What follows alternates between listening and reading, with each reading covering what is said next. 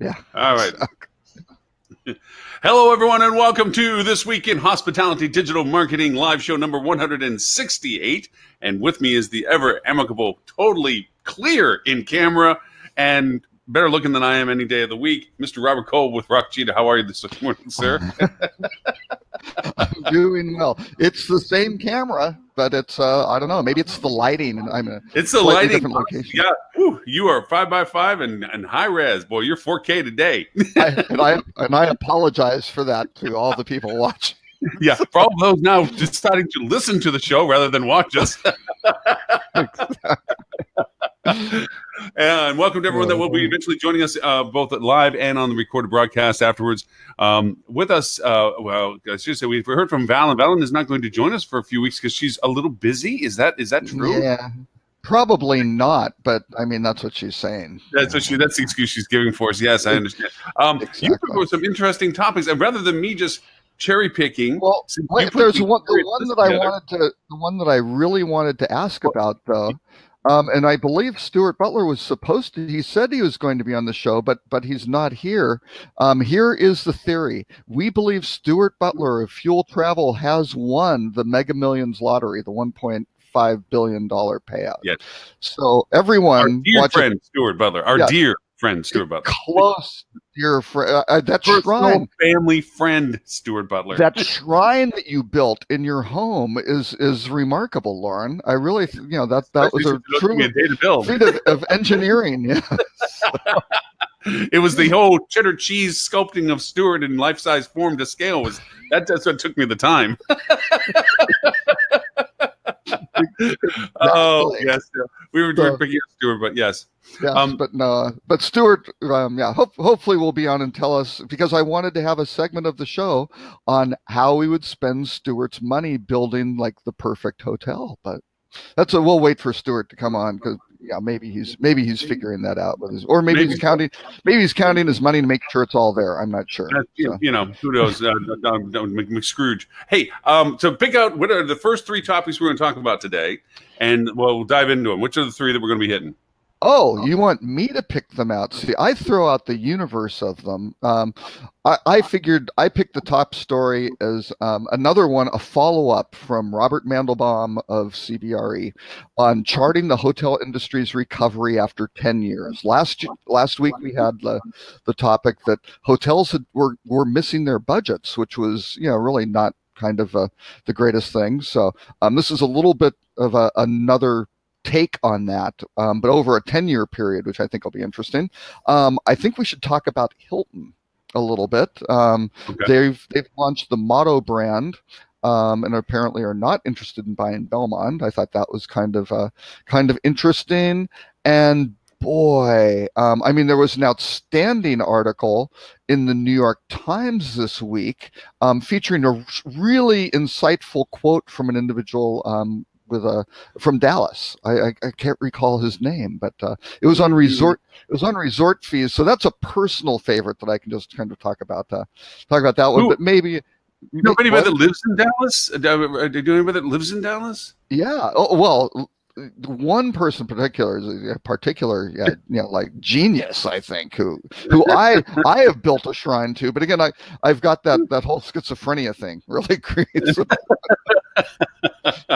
But anyway, I think that the resort fee thing, I'd just like to rant a little bit about that, and we can talk about Expedia. I mean, Expedia's just released their earnings announcement, and I think those would be my top stories, and then of course the rut row. But we'll leave that for last. Keep people. We'll wait until it's time for our wine to hit that one. Yeah. I have a good friend of mine who is a master sommelier. He told me which wine to pick. He says I have an inside track. Oh, yes, exactly. Foreshadowing the content there. Yes. So take the top one. Let's dive into the first.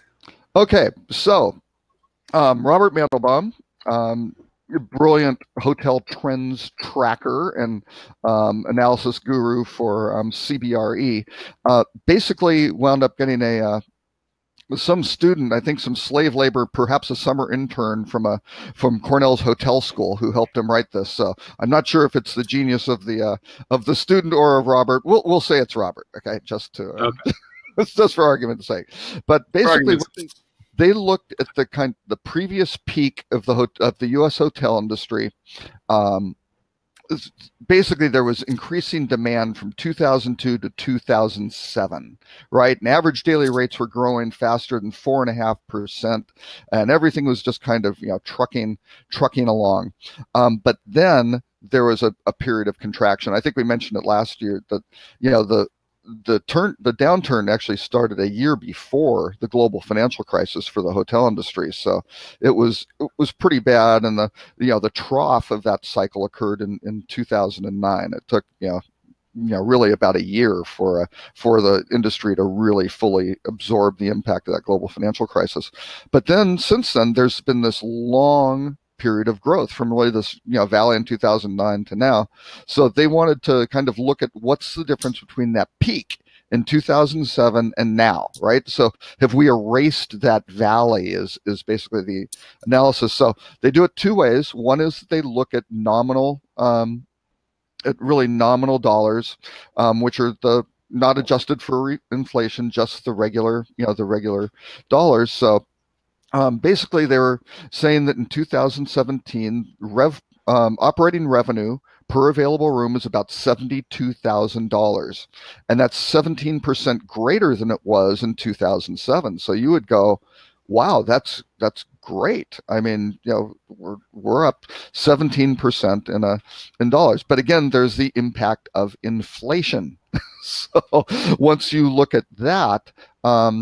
And actually, that was actually the revenue per available room. Gross operating profit levels were $27,500 per available room, and that was 19%, almost 20% more than 2007. So those are kind of good numbers to look at. Here's where the interesting part comes in. If you look at real dollars are adjusted for inflation.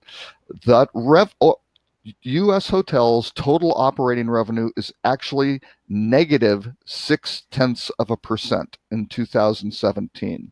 So, whereas a lot of people looked at 2014 and said, "Hey guys, the downturn is over. We've met 2007 levels.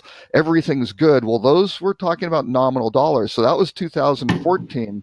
But when you start looking at basically inflation's impact, and inflation hasn't been exceptionally high, it's actually still 2017 is finally when we got out of the trough, but still it's down a little bit from that peak, which is pretty amazing. Now he also breaks it out by market segment or by hotel type.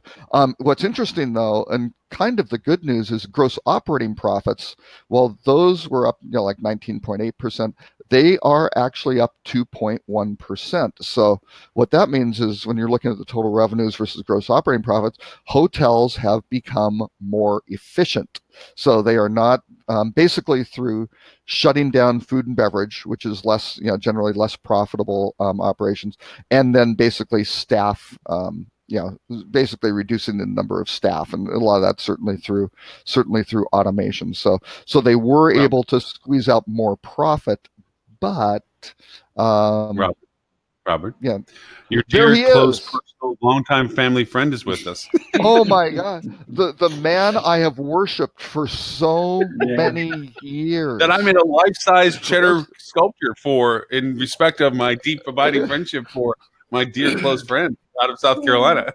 That's right. Again, I did not win the lottery, gentlemen. Wait. Okay. It's okay. Lauren, we got it. Wait, Lauren, let's just do a hypothetical. If you had won the lottery and it had been what would you say? You would say, "No, I didn't win the lottery." No, I don't have Yeah. Is that a new? Is that a new jersey you're wearing there? It kind of looks like it's an expensive jersey. Like you went and got. I've had this one a while. No.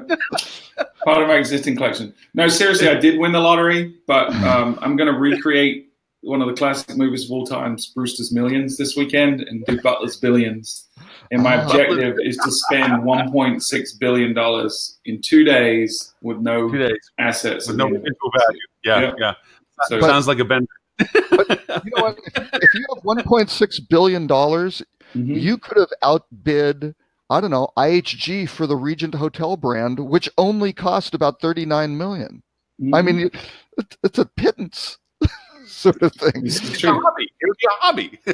Yeah, you could be a big player in the hotel industry. So yeah, but for those I listening, probably would not. To be fair. You might be able to buy South Carolina, or well, maybe not South Carolina, maybe South Dakota. I don't know. Or Nebraska. Yeah.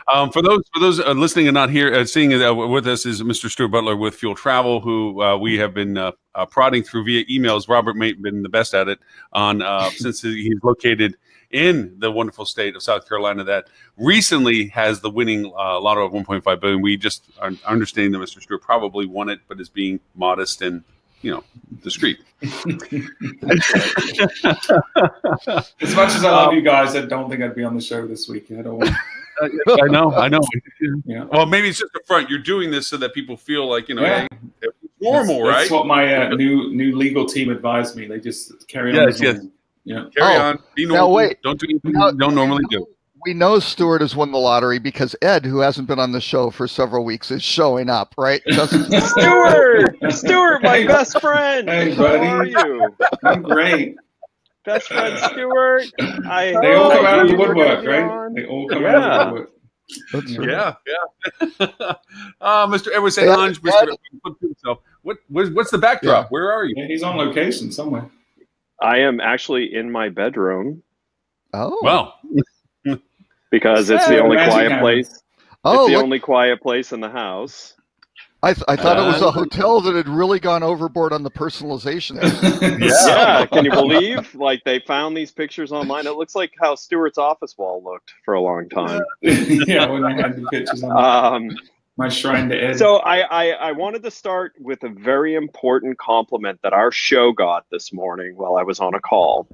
So I was on a call with a contact of mine at a major brand. We were talking about the next time I'd run into him. And, he said, by the way, I just want to let you know, I absolutely love the emails you guys send out to the HSMAI board.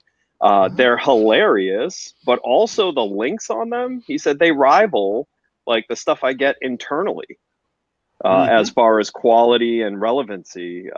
So I gave him a hard time that, you're welcome to come on the show anytime you want. He says to me, he goes, do you do the show the same day every week? I said, yeah. And he said, what day is that? I'm like, it's Friday. And he goes, oh, that's my office day. I'm like, great. He's like, no, it's the only day I'm in the office. So I stack back to back, like all my HR meetings. Right. Yeah. So, okay. Well, here's my theory on that. He saw the email. He knew Stuart was going to be on the show. Assumed Stuart and he was wanted to out say the something email nice. And wanted to get something in to get a little bit, get his beak wet. Exactly. Yeah. I just want to know what hotel system Stuart's going to buy for his hobby. That's all I'm kind of curious about. Is he going to take on anything? I bought some islands instead. Well, let's play that game. So, what hotel brand do you buy for 1.5 billion? Can't be a big brand. Can't be Marriott. The Star Wars hotels. I would buy that brand. The Disney Star Wars hotels. I think. Oh, you can pick up. I don't think Disney sells anything. I'm gonna buy the franchise for that and go open them in every major city. Disney franchise. I think I could see if wishes were fishes, I could see Stuart picking up the Waldorf in New York and making it what it was. Complete service centric, total top end. Back to the days of what it used to be. I can see you doing that because I think we're missing a stake in the ground when it comes to that on some of the classic venues. Yeah, the traditional stuff. So I can see you kind of bringing back to life a little bit of what used to be the way things should have been done. So and let's see, in New York, to redo the Waldorf, maybe just carpet, wall coverings and furnishings. You're at about 1.5 billion right there. I think. That's true. I was just in New York and I found an amazing cupcake company that had a chicken maple waffle cupcake. And I was like, got to try it. So I did. Again, further evidence, just because you can combine things does not mean you should combine. All right, that's it. But let's be honest, with 1.5 billion, he's going to start a clothing line called Stubu. Oh, there you go. Yeah, Really? it's going to be soccer shirt inspired. Soccer shirt. Yeah, It's all it's going to be. yeah. I did see someone with a Star Wars emblem on the back. It was a pickup truck, kind of an enclosed. Had the the bed was enclosed, but it had Star Wars logo on the back. But the side, it was completely done as Jurassic Park, and I was trying to figure that out. Because you're in Texas. Yeah. I mean, let's face it. Texas is I was the trying only to figure place out the combination there. Maybe they were a John Williams fan. John Williams did I actually the had score. an There you Uber. go. I actually had an Uber in Texas that was a pickup truck. I mean, there's Oh, nothing more Texas than calling an Uber and ending up with a pickup truck. When I was with By the way, Holly Rent-A-Car, says hi, Stuart. Holly says hi. She Hey, Holly. I won't forget the school Holly, people. you got to get on the show if you want any money. Yes, Yeah, that's right. You got to kiss up Stuart. that's right. All right, back to topic. What was the second topic you pulled out of that, Mr. Robert? Well, anyway, Ed and Stuart, basically, the top story was that the hotel industry has kind of recovered this year from their peak in 2007, right? With that downturn, that in real dollars, revenues were up something like 17%, but, or I'm sorry, nominal dollars. In real dollars, inflation adjusted, really the total operating revenue is really down, still about 0.6% from the peak, which is a little disconcerting. But the profit in real dollars is up about 2%. So hotels are becoming more efficient. So that was, one thing that's not factored into that, which would obviously inevitably have had an impact, is competition. I would assume there's a lot more inventory available now than there was back then. Definitely in certain markets, no question. Built in a lot of markets, and to be back where they were in those markets with a significant increase in competition, I think is a very positive thing. Yeah. Yeah, well, and it's per room, so I think it's also alternative lodging and vacation and all that other stuff coming into the market. Is tough. But again, I think the industry just can't say, "Oh yeah, we're coasting and we're at a peak." It's like, well, you're still not quite where you were. But you're profitable. You're profitable because you've cut out your food and beverage operations and you've reduced staff. Well, and I think there's certain things that have become more efficient just through technology and things like that. Marketing there's a lot more avenues to market today, direct to consumers, than there were back then. So I think it's easier to do certain things than it was. But we'll probably get into some of these other stories. I think that we should be doing the best we can right now. I mean, it's perfect conditions, right? In when the economy does turn, I think a lot of people are going to be in a lot of trouble because of how they are marketing today and how they are reliant so heavily on OTAs and things like that, and how they're mailing it in on social and other channels. When the market turns and it becomes cutthroat, a lot of people are going to suffer really badly. Yep. Yes. Except for the OTAs, they'll benefit a lot. Oh yeah, yes, they always do. They always have. Yep. Yep. That's where Priceline and Booking.com were born. Like in their entrenchment. It's where Airbnb was born. It's always the financial downturns that give birth to new consumer models in travel.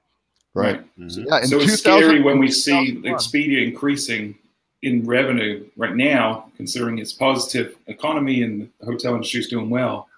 That it should be going in the opposite direction. So when it does turn, it's going to be crazy. From perspective in market, I think simplicity is in our ecosystem.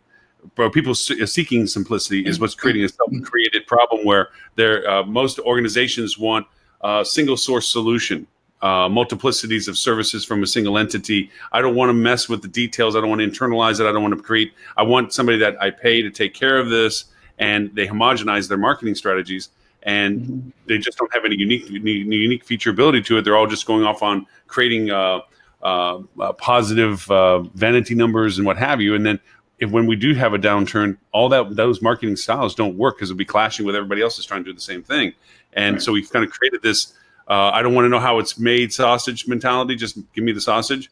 And then I think it's going to come back on a lot of these companies that they didn't take the time to invest in becoming better at their own ability to sell. And it's gonna hurt, I think, in that sense. Mr. Rob, what was the second one you threw up there? Well, I mean, you mentioned the Expedia one, so we can certainly talk about Expedia's earnings, and they did pretty well. They missed a little bit on revenue, I believe, but they made it up with some earnings. So actually, you know what? I'm going to read a little thing here from more friends at Morgan Stanley. I think this Who are is they? who are they? Yeah, I all don't out know. in New York or something. I don't know. Yeah, exactly. Boutique firm. It's a small Tackle shop. startup. I'm going to invest Yeah, in. yeah. Here's a little a snippet of it. At a higher level, we see Expedia's results as a further bullish signal for the online travel industry, as Expedia Booking continue to focus less on absolute room night growth and more on becoming rational competitors, focused on optimizing advertising ROI, increased direct repeat traffic, and generating more free cash flow per room night. That, my dears, is how you run a business. Right. I mean, Is that last part what was actually in the statement? what do you mean? Yes, it is. No, that last part was me editorializing on Okay.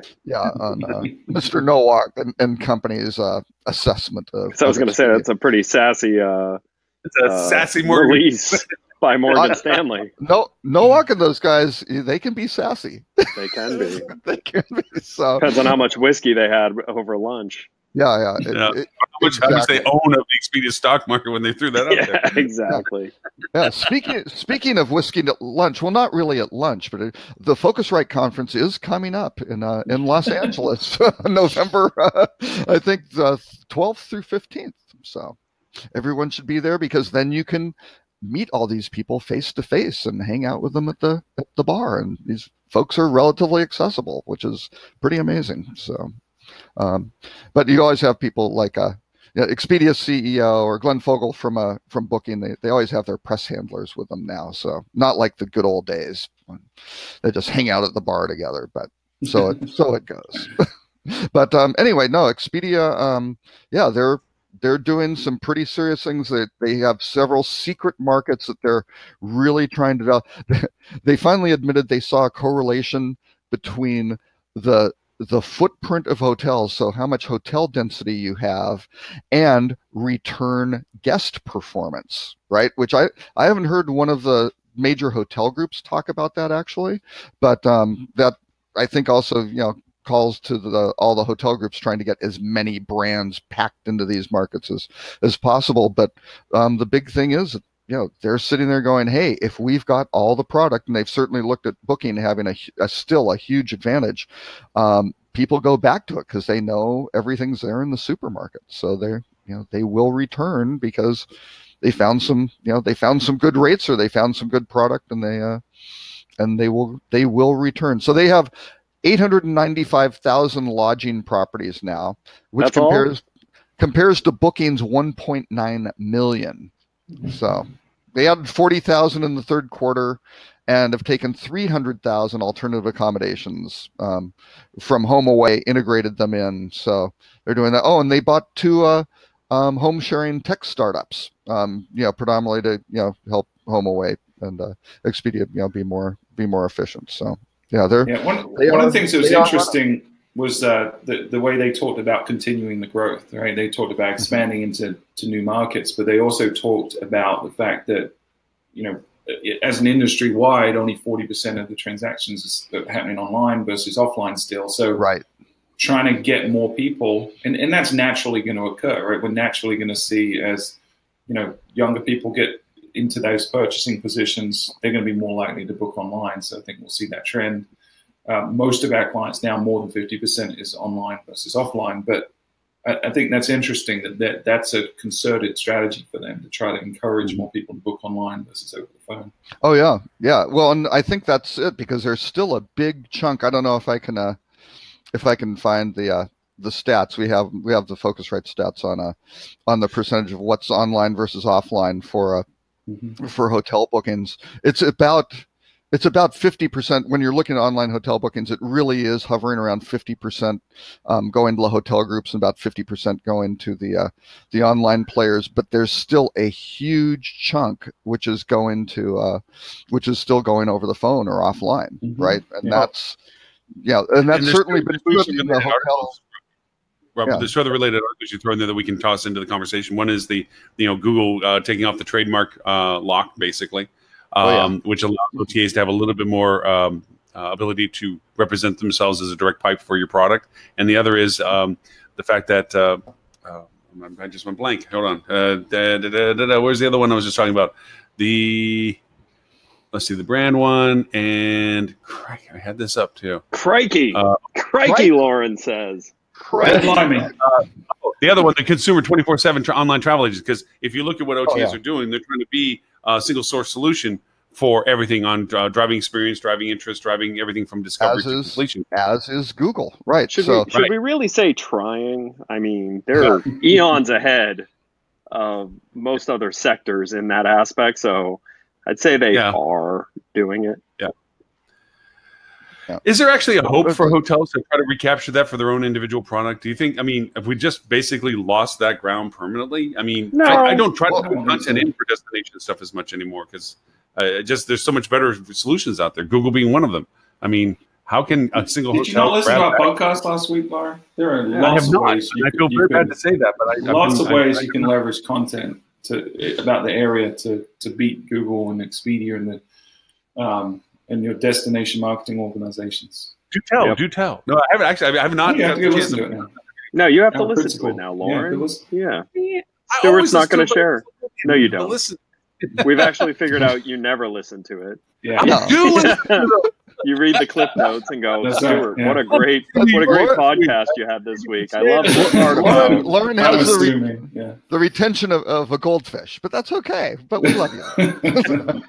Well, and Stuart's spending more time these days thinking about the role and impact of marketing at the destination level now that he's a bigwig board member for the Myrtle Beach Chamber. I heard a rumor he was buying a destination. That's funny. Hoteliers can certainly compete though, because it's all about being unique and offering your unique perspective and value proposition. But and Expedia is never going to be able to write about your destination the same way that a hotel can if you leverage the staff and their opinions, right? So I wouldn't say never, but it's unlikely. In every that's not the direction they're heading in, nor are they going to do it well. And DMOs are never going to be able to compete because they have to be nice to everyone. They have to have a fair playing field. So you as a hotelier can really go out there and say, these are our favorite restaurants. Here's why they're our favorite restaurants. These are the things you should do it's also helpful if they actually are your favorite restaurants, not being the random list. Right. I was speaking to a large restaurant franchise that had found us, and they were like, how do you get on a hotel's website? How does a hotel even decide what restaurants get put on there? I'm like, well, the hotels don't. It's generally whatever their agency came up with. Right, and it's never touched at the agency who went and looked on Yelp and randomly picked stuff. Exactly. That's what traditionally it has been. If only there was a group of people who lived in that city and maybe worked in the hospitality industry. Met with each other, amazing, huh? And talked with a lot of guests from out of town every day. Boy, if only there was an maybe where people even slept in that building in large numbers. Where, God, then they could find out. Are you talking about Morgan Stanley? Okay, I do not disagree in any sense that is the strategy point, but how far up, and I hate using the word funnel, but how far up in the discovery phase can a individual property hope to push that compared to the dominant Expedia push to a market of destination? Here's 5 flavors of Sunday of what you're going to do. How about this? How far? If you can differentiate yourself, if you're the Star Wars hotel, you can. Well, no. If you have the right strategies and the right tools, you can actually start that relationship before a person's even planning their next trip. The trick is getting in front of them the right way. Like through a guest that they knew. that stayed with you. Yeah. Flip 2. If only there was a If only there was a platform. You need to coordinate the subliminal messaging with all of us doing it periodically. Then it isn't as obvious. Ed. This show brought to you by vague and undiscerning, but definitely implied. But I agree with Lauren in terms of, you know, there's certain parts of the funnel it's really hard to be visible right now especially with Google and OTAs and DMOs and local portals. But so you have to have a presence there, but you have to use them as a tool to get awareness, and then the rest of your marketing, your content strategy, your information that you're putting on your website and out on your social media, and leveraging Flip2 and stuff like that is where, once you're in the decision set, once they're aware of you, that's when you make your value proposition known, and you really deep sell them on why they should pick you versus anyone else, and why they should book with you directly versus anyone else. Right. That's easy to do if you have the right mindset, I think. Yeah, Yeah. Absolutely. And by the way, agree. the further up the funnel, the cheaper the keyword. That's Yeah. right. It's true. That's true. So one other thing. I'll just completely throw water and depress everybody on this. Not throw water on. I firmly believe this. Here's what the problem is. Maybe not for the individual hotels who can do that, but for some of the brands. Okay, so going back a little bit, Expedia's net income in the third quarter rose 49%, and a 12. Let's see. Yeah, on three. Okay, their net income rose 49% to $525 million on $3.7 billion or $3.07 billion in revenue, a 12% hop. So their revenue is up 12%, but their net income rose 49%. So they're doing some profitable things. But here's the and they're doing those, as we said, Morgan Stanley saying, hey, they're being more efficient on their ad spend, all those sorts of things. So they're weaponizing that cache of money effectively. But here's some problems on why people book on OTAs. So again, some Phocuswright research. It offered the best price. 61% of travelers, U.S. travelers, thought that the OTAs offered the best price. 36% thought direct booking with a hotel offered the best price. That is a problem. But here's the thing. It's not necessarily wrong. It's just no longer through the hotel's rate. It's through the packaging. So I'm going to Vegas today for VRMA. I went on Expedia to search flights because they have a very efficient flight search. And one of the airlines, it literally said at the top, get this flight for free when you bundle with a hotel. Yep. So that's cheaper. Like absolutely. It is, but I think packaging is less than 4% of Expedia's business. I think but now, I mean, have you ever seen that on Expedia before? This is my first time seeing this type of They've been doing it aggressively for about 3 or 4 months, and they're doing the thing now too where you can book the hotel later, or book, you can book pieces of it at different times. Hotels are not happy with that. And it still does the package rate. Yeah, it's about how you manage it. The bigger problem to me, though, is that a lot of rate managers are still not doing a good job of rate parity. They're not. And it's not a technology issue. It's just pure laziness from a lot of these people. Which blows my mind. Bad management or bad process or whatever it is. There are platforms that exist that can do this for you, where you can literally set the consumer rate that you want showing across your channels. Right. I mean, and that's existed for a long time. I can tell you it's existed.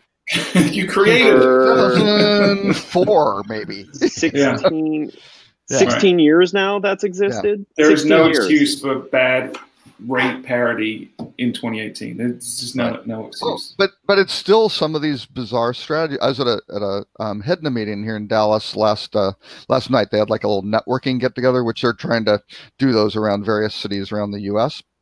And someone brought up the topic of, there's a new tool that basically these hotels are going out and they're doing to compete against Hotel Tonight, which is like, wow, you're a couple years late or something. They're still around, sort of thing, because they have not been thriving. They're still there, but they certainly aren't thriving. That will give you an instant 15% discount for your hotel on the day of arrival, and it's like, Why would you want to train consumers to do so that? backwards. You can now It's get so 15% off if you book in advance on the website.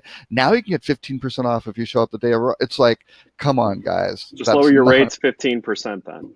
Yeah, exactly. It's just bad, do that. bad strategy. I'm going to ask. I'm going to ask if Ed can indulge just a little bit on a little bit of a rabbit hole. Can you define better, and Stuart, with your content too, about rate parity shouldn't be an issue now in 2018. What I know we're being coy about what platform, but being specific about how would a hotelier approach the concept of bundling and packaging? What platforms are you talking about, and how can they fight the parity issues that they are getting slaughtered with? In your minds, what are the solutions that you guys see that are functional and effective? I mean, these are real issues that are facing hotels right now. They get slaughtered as more and more getting to the meta space and so forth. What are you talking about platforms that can do this? What are you referring to? Well, I mean, channel management, a good channel manager. I'm not talking one of the bare bones ones that are, $50 a month, but like a good channel management platform allows you to set consumer rate parity. And will actually do the calculations to get you the highest possible net rate for each channel. So you'll actually be distributing a different net rate to every single wholesaler based on how their markup structures work for you. That's the laziest way to do it. How much do you want to sell to the consumer at? Is it 109? Okay, it will go out at 109, 109.99, 109.95. Like a good platform will automatically do that for you. Easy Yield had done that for years. I don't know who does it now, but I mean, go look at the different real channel management providers and look at the premium ones, and the premium ones will have that functionality. Mathematically, it's not overly difficult to accomplish. So any of the good ones would have built that in. And, beyond that, making sure you actually understand the markup approach and the pricing approach of every one of your relationships. When I first started Easy Yield, most hotels didn't understand how Hotels.com priced, and it was always working out to Hotels.com's benefit because they would round your consumer rate to the closest next, either $5.95 or $9.95. If your net rate you gave them triggered a penny over $5.95, they would round the consumer rate to the $9.95 and would keep the difference. Right. Keep the change. And that's not change, that's dollars in some cases. So really good platforms know how to take that and get you the highest possible net rate. You'll actually make more money doing it correctly. So that's one. Two is taking control of the wholesalers that are illegally selling restricted rates in the open market. And I know this sounds easier said than done, but if you're working with any of the wholesalers that are notorious for this, and that's where your rate parity issues are coming from, stop working with that wholesaler. Replace them with another wholesaler. And if you're telling me you can't, then my response to you is you have bigger problems then, because your channel strategy is overly dependent on too few sources of business. Here's one of the challenges with that, though, and this is a legitimate problem for these guys. So you may be working with a larger wholesaler, but it's one of the affiliates or one of the groups that's grabbing these package rates. Because again, the wholesalers stop working with that wholesaler. But the problem is that wholesaler may be giving you X percent. It may be a large contributor which is working really well, and the wholesaler isn't enforcing it, right? And those are tough. And here's the thing. That's what it's saying, I think. That's why I'm saying with the wholesaler. Yeah, stop working with them. And what you do is you book those when you see them, right? And you tag down where did it come from. You can have confirmation numbers and go, make them stop it. Or, first, actually, step one is you need to have your agreements with that wholesaler written where it says this price is to be bundled with an for a simultaneous purchase with an airline ticket or car rental or whatever, however you frame it, right? Not just another item, because that's the classic Gatorland in Orlando, right? The number of wholesalers who would go toss in a free Gatorland ticket and then go and sell this thing at a, whatever 15% off of the what the consumer price is supposed to be. But if your contract's set up for that, and if they don't want that in the contract, do not sign. I mean, that's right, a because problem. they are telling you they are going to be a nightmare for you. Right. And you have choices in the current economy. You have choices on where your business comes from. Right. Like, so don't wait until business is bad to try and take this up. It's when times are good that you want to try and take this up, and you want to show them that you're not afraid to pull your business from them, because it hurts them. The employee you're doing that to is going to get a lot of flack from their boss. And that's really what you have to do. You have to take the hard line. Yeah. And it's tough, right? It's pulling the Band-Aid sometimes, because you may be a good chunk of your business, but like you said, Ed, if you're overly reliant on a single channel, then you need to reevaluate your strategy anyway. You need to look at the long-term consequence of not pulling the plug on it, because if these that out of whack rates are eroding the rest of your channels already. Yeah, it could be a parasite. It erodes the wholesaler's profitability as well. Right. And I had argument, and I'll call them out on it. Starwood was ridiculous, and this is going into like 2007. So previous peak, none of this. Oh, well, it was a global financial crisis, and here are these problems. Things are running at peak business. We were their largest wholesale contributor to this, I won't call out the region, right? For that region, and these guys were not enforcing rate parity. And we had really good, some pretty good analytics to spot it. And we're trying to be the Boy Scouts and clean up the industry, right? And have people do it right and actually help our partner hotels by, selling the rates at the right prices. And they just would know, oh, yeah, but we're like, and in a couple of cases, it was like, I am going to shut you down. You are, because we had terms in it that said you can't go. We had some rate parity and most favored nations clauses, and they're going, you're violating it. We're your largest wholesaler. It's going to be gone. You're going to have to talk to your boss about this. Are you sure?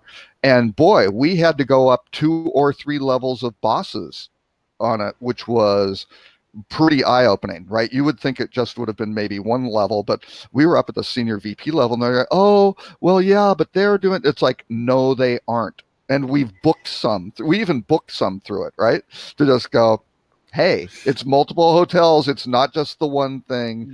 You're doing it wrong. And if you have inept management, that's what happens, right? Here's, and I agree with everything that everyone said, and I didn't expect it to be said differently.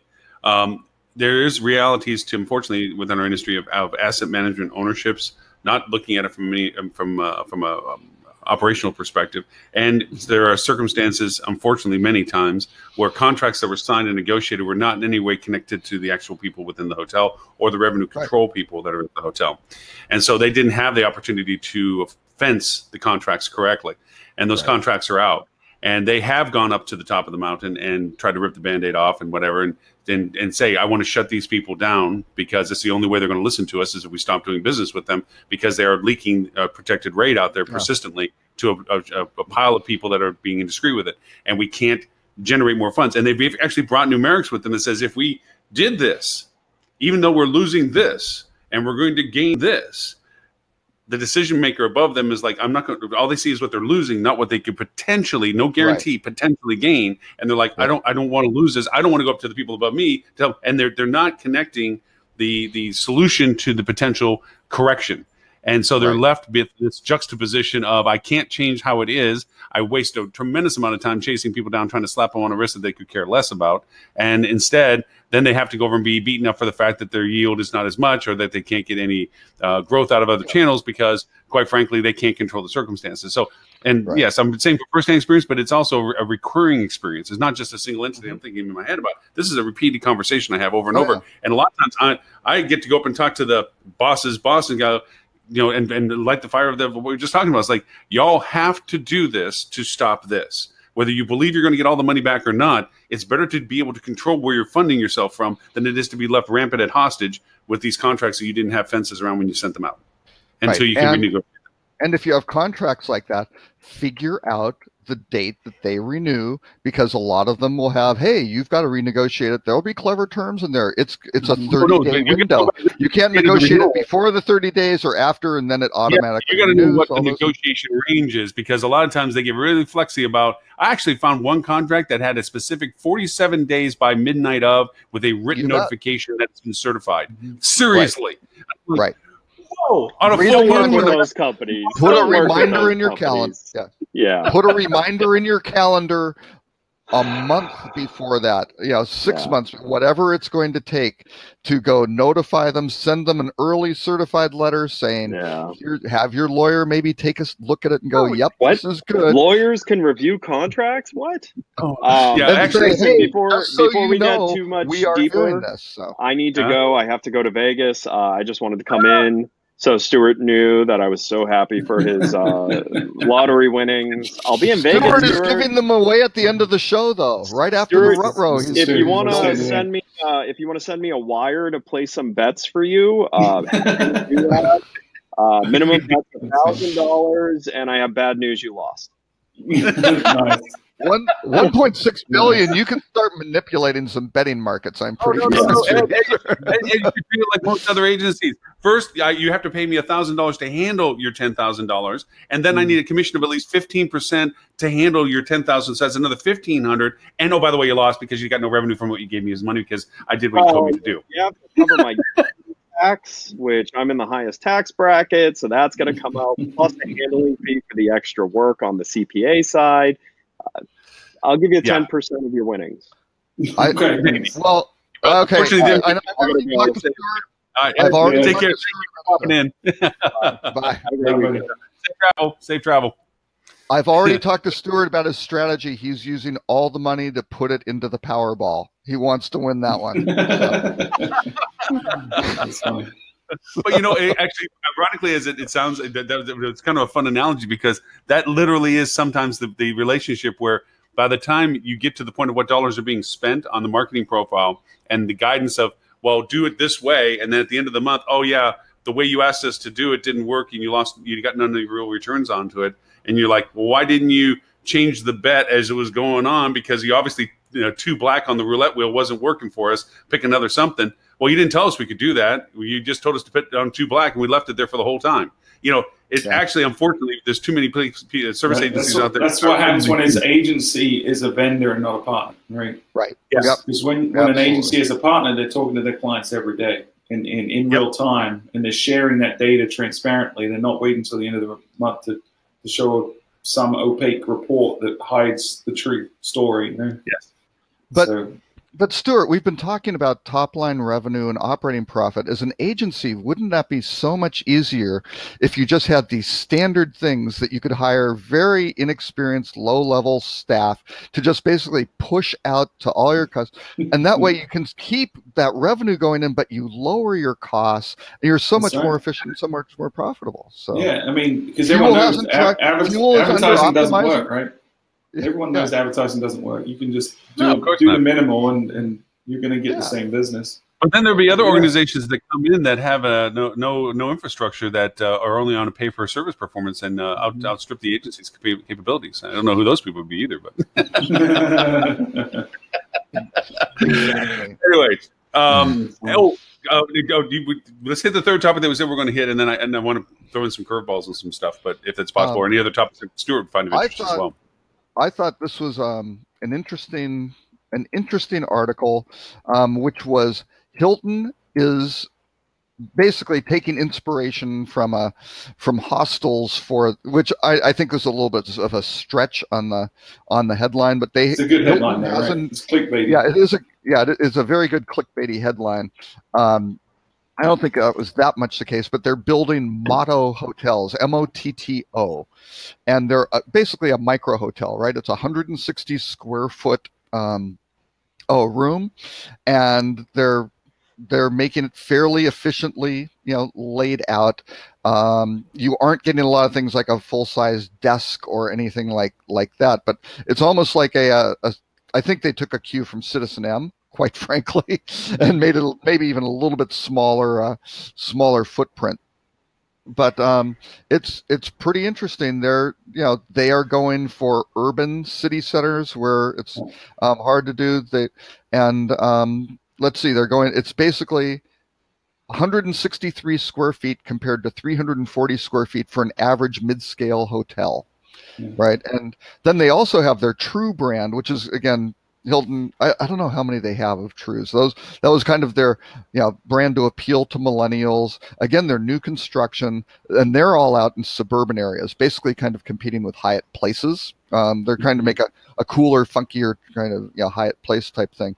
But those are 230 square feet, so those are pretty small. So these are pretty small rooms. So I think their pitch is to really try to get these hotel developers to go, hey, we can pack more rooms into this footprint, and you can do some great things, and it's going to be cool. And their lobby is going to be, I think it's 50% or 200% larger than a Hampton Inns or something like that, right? So they're going for a larger lobby. That's where you're going to have your desks and your workspaces and all that sort of stuff, and then kind of small units upstairs. So and that kind of I'd have to say that WeWork's kind of influenced this as well, the workspace environment work, because if you look at what they're talking about, is like you're reducing cost per key. You're really creating just the scenario that you're giving a sleep space and a bathroom, and you're not doing much else in the room. And obviously there's entertainment, but most people, they're hooking up or watching their own entertainment anyway.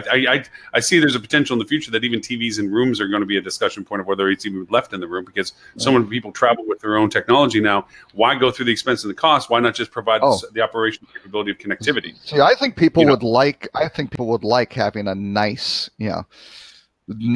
large flat screen monitor where they can go see their Netflix on that instead of just watching it on their phone. I'm not disagreeing. I think though, but right? two things in the future I think are going to have an influencing factor. One, because everyone travels with their own technology now, depending upon how small they bring it with them. I mean, there's a reason why Apple made a bigger phone. I mean, people are more using the screen for entertainment and so forth and so on. And and you're bringing your own with you most of the time, or at least your connectivity to your own content that you want, which is the most important aspect of the travel experience anyway. But when we start getting into some sort of VR portability, where it's easy to flip on down some glasses that you can do all your visualization that you want, and that's an accessory that fits into a tote bag. I think you're going to see the demise of TVs being a component in the room, because why worry about the size of a TV in a room when once you flip these things down, full VR, you're watching it the way you always like to watch it. So I think in that sense, but that's future. We're probably a few years away from that for sure. But I think we are heading towards a bring your own device kind of technology. Situation. But the idea of a large common space where you go sit down and work, have great connectivity, have amenity-based features like a WeWork, so with snack bars and coffee stations and so forth, that's a win. I mean, honestly, with my travels as is now, I try to get my travel down to a backpack. And if I do in a 2 or 3, like for New York, I didn't have to bring in any sort of dress up, so I didn't have to worry about a suit. Everything fit in my backpack. I did a 3-day trip in New York with a backpack, and I was proud because travel sucks. I'm sorry, unless you get going right on first class. I mean, pretty much you're still in the cattle company in the back where you're throwing your stuff up on the top and hope that the seat doesn't have bubble gum in it. You can borrow my new private jet I just bought. By the way. I was going to ask. Listen, I was hoping you had more than one. Like I could kind of keep it for a while. Yeah, you can have a spare one if you really want. Yeah. I'm good with it. If I have to flip the propeller, I'm all right. But anyway, the idea of it is that the space, the room is the place to retire in, but a common area where I can go down and meet and greet and talk and work and have some engagements that I made, that's valuable. That to me is a valuable component on travel, and that's what WeWorks lives with in space and all these other guys. Is that when you're traveling, you got a qualified space to work in, and you don't have to sit on some chair that in your hotel room with a bad matted backdrop trying to talk. So I like the idea. And guess who is developing all those co-working space? They are all hotel owners, right? It's like 90% of those guys are also doing hotels. So this I think is a pretty smart play by Hilton. The other side is that they mentioned that they're starting True in the suburbs, and they're starting Motto in the urban areas, and then I think they're going to look at. They said, well, and there may be trues that are in urban areas, sort of thing, and likewise. So I think they're also kind of hedging their bets again. One takes off, versus the other, and they can just keep growing both. And if both of them do well, then they'll have them in both places, right? So I think pretty. I got a question. Pretty interesting. Did Robert's voice? Yes, yeah, he sounds like Thanos all of a sudden. Like you got really deep bassy. Really deep voice. I'm sitting there going, holy crap! It's like a cartoony deep voice. It sounds really wow. That Seriously? would be cool. No, I was doing James that now. Earl Jones right now. You're like Right James now? Earl Jones. Right now. Yeah. Hey, do some, All right. do some slogans for Stuart and I. Buy fuel travel. Go do it. Do it. It's really interesting. I thought I was going crazy, or it was my headphones or something. But yeah, it's like your bass has gone really high. Like it's woo. Nope. You lost no audio at all. No, it's frozen. It was really cool. Okay, now I turn the mic back on. Still low. You're still there. Deep. Yeah, you're still deep. Say, when I am in Myrtle Beach, I love fuel travel. Go ahead. I'll record this. Stuart Butler, winner of the $1.6 billion Mega Millions fortune, is buying Myrtle Beach. Now you got to say, in a world where. In a world. Like the trailer guy. Do something like, influencer sales by Holly Zoba. Go ahead, and I'll give it to her in audio. Influencer sales by Holly Zoba. There you go, Holly. I'll get that little audio out. This is crazy, man. Hospitality digital marketing, the only place to go for your digital marketing needs. Oh, except fuel travel. Oh no! Do Rock Cheetah. Wow. Rock Cheetah. I can't even take you seriously anymore, Robert. It sounds so funny. Rock Cheetah, the coolest company in the world, next to Flip2. I am so going to take this audio out. This is crazy how you sound. I have no idea why this is doing it. So it's almost like it's slowing you down. I don't know. You know how it seems like it's pulling it on your audio wave. Yeah. Oh my God, that is hilarious. Oh, that is perfect. I'm going to rip those audio slogans out. That's going to be great. And I'm going to animate them. I'm going to have, okay, we're good. I got some. So when we laugh, anytime you say something now, Robert, it's not what you're saying, it's how you're saying it. It's how you're saying it, yeah. I will try to fix this. Oh, no, don't fix it. It's great. I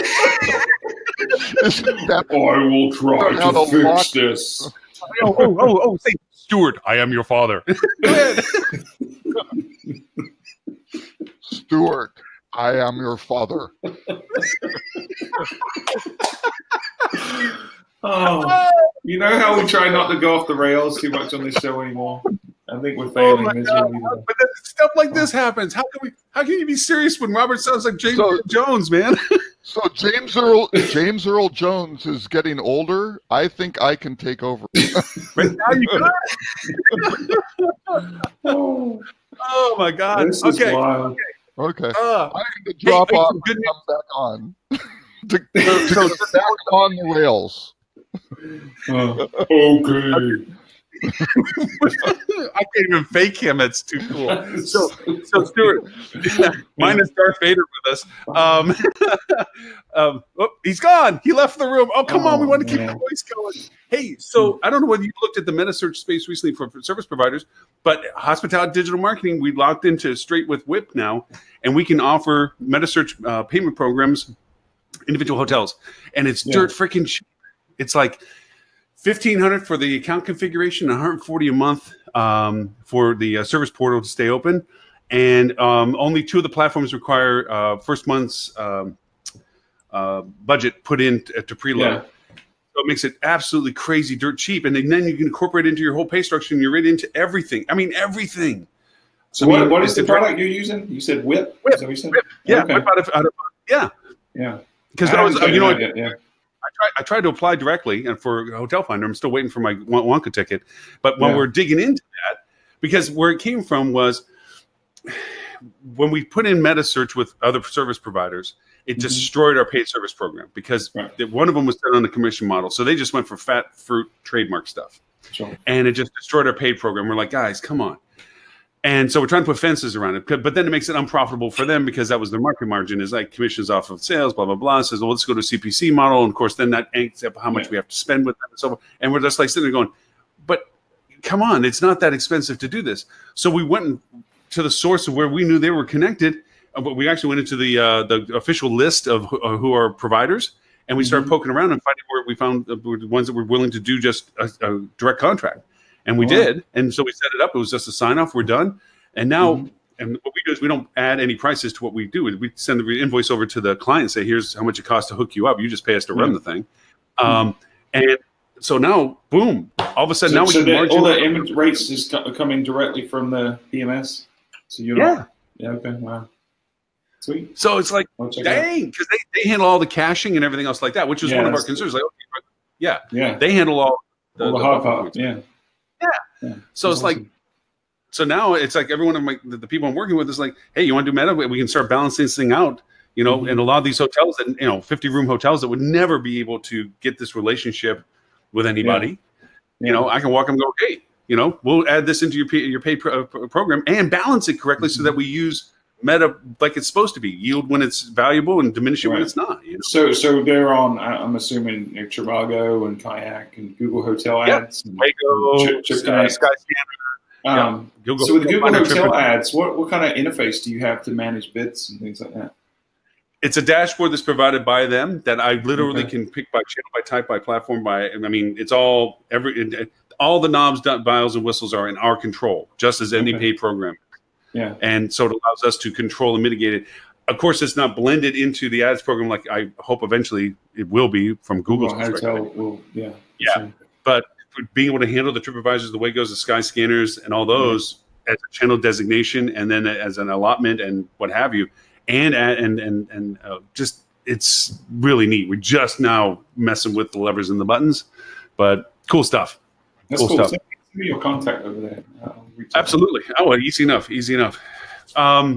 Hey, so while Robert's gone or James Earl Jones is gone, I am going to take those sound bites out. Those were just too. Those are just too good.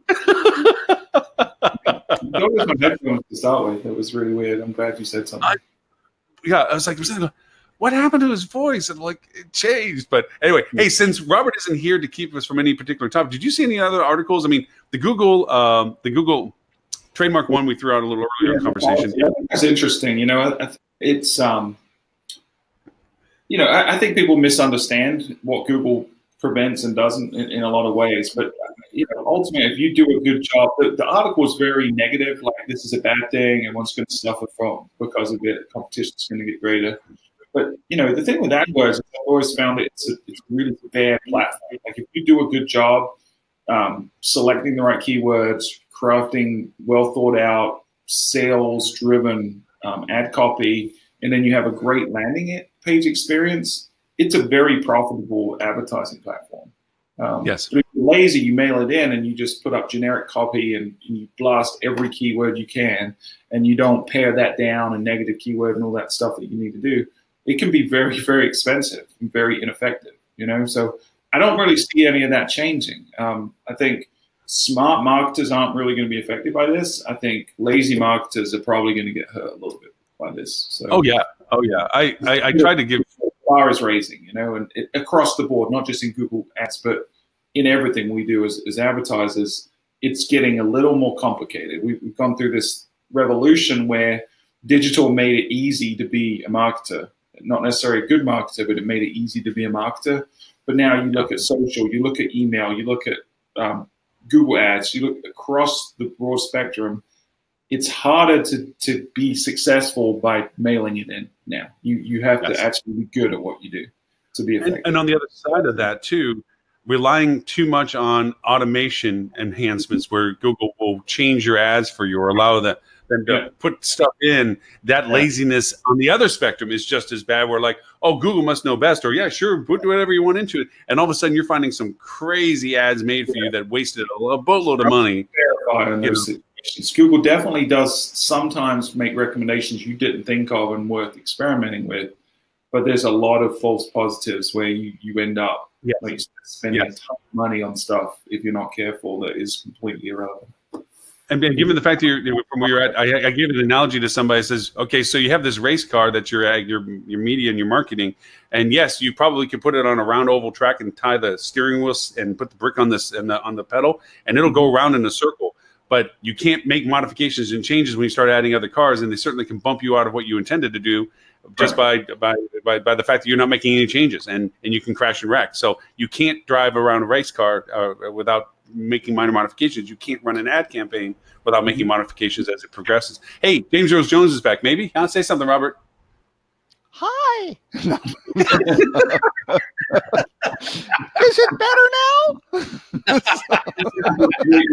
That's what we used to do. Oh, yeah, that's right. Yeah, That's now you're used to it. Yeah, Yeah. That's more like it. Yeah, Okay, so you definitely got to go back and listen, Robert, to how you sounded on the show because you'll see why we were crying.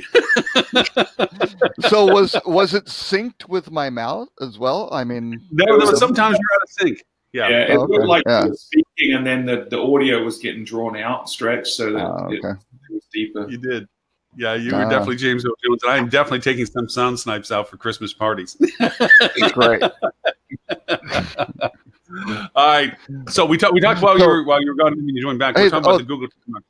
Yeah, and I think the one thing for hoteliers, which is going to be tricky, is, I mean, there were a lot of kind of agreements that, hey, you can't go bid on my terms and things, especially my brand name and things like that. And there's a little bit more recursive. I think, again, when things hit a downturn, all of a sudden it's going to wind up being, nope, we can do that. And it's Google. I think it's Google also, not specifically. I mean, this is across the board, all verticals, but travel is an important one for them to be able to kind of keep that level playing field on those ad dollars flowing in from the third parties as well as the direct, the direct channels.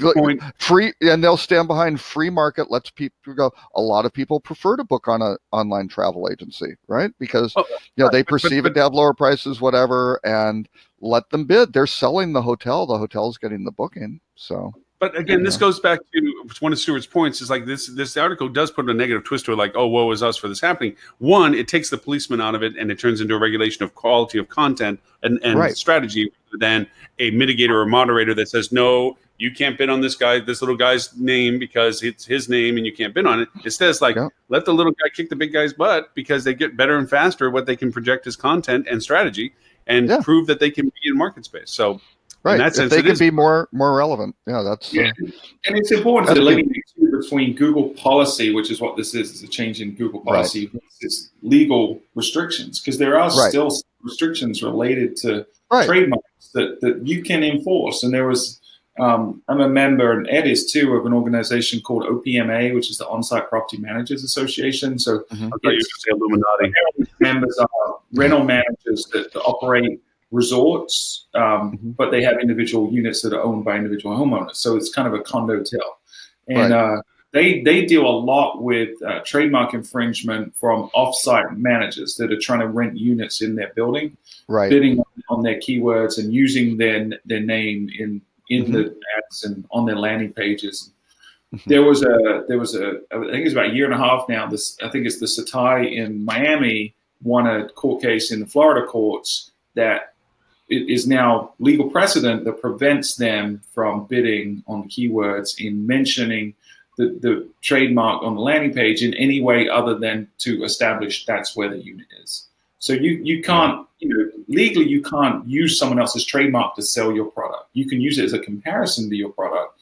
You can't do something by using trademark. So the Hilton, you can't go present your Hilton Garden Inn as a Marriott Courtyard, right? And flip people over like that. But you can, for Google, you can certainly bid on those. Expedia can bid on Hilton's, Hilton Garden Inn for such and such location keyword, where before maybe they weren't. Yeah, you've always been able to bid on the keywords. You just weren't allowed to put the trademark in the ad copy. Right. And this does help. But now you can put it in the ad copy. Have to go through the process when they are branded. And if they do any sort of their own campaigning for anything that they do, there's always the automatic denial of using your brand name as you. You are the Marriott Courtyard XYZ town, but of course Marriott has a lock on Marriott use, and then you always get denied on it. This kind of clears the path that you can actually have a little bit more latitude with your own name if you're a brand and you're doing some things. So Yes. Right. In the way that AdWords works, you know, with the bid auction and quality score and how that impacts what you actually end up paying. You know, it's not a true auction in the sense of whoever bids the most gets the top position. It's a combination of quality score and click-through rate, and you know, that can be influenced by things like the landing page relevance, the ad copy relevance. So you're always going to have an advantage over anyone else that's bidding on your brand keywords, just by the nature of you are what someone's actually looking for at that point. So as long as you're doing it well, you are thinking through the ad copy, you are selecting strategic keywords, you have a great landing experience that encourages booking. I don't think it's going to really impact folks that are doing it right. No. If you're doing it right, that's the key. You've got to be on top of this stuff. The other thing that's just kind of interesting is the OTAs are doing somewhat the same thing, right? When they're figuring out their sort order, it isn't necessarily a bid process, but well, in some cases it is. But for pure OTA, they're trying to figure out who goes to the top, what is most relevant, what is most likely to convert, and what is compensating them the most, right? Which is kind of that bid element coming into it. So and the hotels freak out when they change the sorter. They're like, you should be this way or this way or this way. But then they go to Google and go, it's okay. So it's a whole kind of trust level thing, but again, the other shoe dropping with Google was, I think, one of their European execs came out at a conference and basically said that consumers want a 24/7 online travel agent, and that's what Google's going to be providing, which I don't think is the official Google line, but it's that one may be a little bit scary. I mean, there's going to be some devious usages of this, because we're now going to be back to some of the competitiveness. Best Marriott downtown Houston. You're going to be some people are going to, they're going to push and price and try to put themselves into these placement opportunities that they don't justify themselves for. But and the guys with a little bit of a price advantage because they're violating rate parity. And now they'll use the name, to go pop it in there, and they'll get click through and they'll get conversion, and it might be relevant, things like that. I have to take you up on one thing, though. You can't use superlatives in Google Ads, so it wouldn't be best. That's true. That's true. You can't. So downtown Marriott, Houston. There you go. One other thing I wanted to add on the that 61% of people feeling that OTAs are cheaper. Here's my take on it. This isn't backed up by the Focusrite research. I hopefully will be able to get into that a little bit deeper at some point. I'm not holding my breath, but I'm hoping. I believe it's because when the hoteliers are talking about the rates, right, and who has the least expensive rate, they can go, we are the least expensive rate for our hotel on this site. But when I think these people are talking about OTAs, they go, yeah, I'm not looking at that individual hotel. I'm looking at hotels in the area, and I can trade the Marriott Marquis for something that might be, well, maybe that's a bad example, but the Algonquin or something that's a comparable hotel in the area that might be less expensive or whatever. So I can find a cheaper price there for a comparable hotel with a quality score and user review ratings and all that sort of thing in that neighborhood. That's a better price, which they very well may be able to, because those independents don't have to pay the brands. Let me ask, and Stuart, if you have any thoughts about this, by all means, it's like, is it viable to say in your market strategy, we have the best price compared to the following hotels? You have to be able to back it up. There's conditions to this. Obviously, in a much larger market, it's really going to be hard to say by definition that you're picking the right comparative tools. But if you know who you're most often compared to, and you have a inventory that's defined by you, not just your comp set, but your market, and how you equate in your market to whom you're compared with when people are coming in. Yeah. Would that be a strategy potential to say, hey, you know what? We know you're looking at these other hotels, so we're just going to tell you we're going to beat or be the best price compared to any other hotel. Are you going to put in a best price guarantee that your price will always be lower than those guys? I don't know, because obviously you don't control their parities, so it's hard to say, because they could be a leak somewhere and you get screwed with their parity problem. I'm all about testing, experimenting with strategies. I think it's a strategy you could experiment with. I think it's fraught with a lot of risk, because you don't control the other pricing, and someone could do something stupid mess it You up. might have exposed them to other hotels that they didn't weren't aware of. What I'm going to bring up is, yes, you're probably competing with them, but not every consumer that's coming to your site is necessarily considering them. They're not in the decision set. For me, when someone gets to your website, the single purpose of your website should be to sell them on why they should book with you right now. What is your value proposition? And give them all the information they need not to go other places. So Right. I think sending them out of your funnel to potentially someone else's funnel to verify that price, it's a big risk that I'd be willing to take. Especially with things like resort fees and stuff, where they might initially look over there and go, "Oh, that's pretty cool," and not realize they have a $30 resort fee and you don't, or it's. And if my client is on the other end of that, a very shady article that I don't think has real credibility. At least the reference sources in it are dubious at best from the Times about paying a resort fee.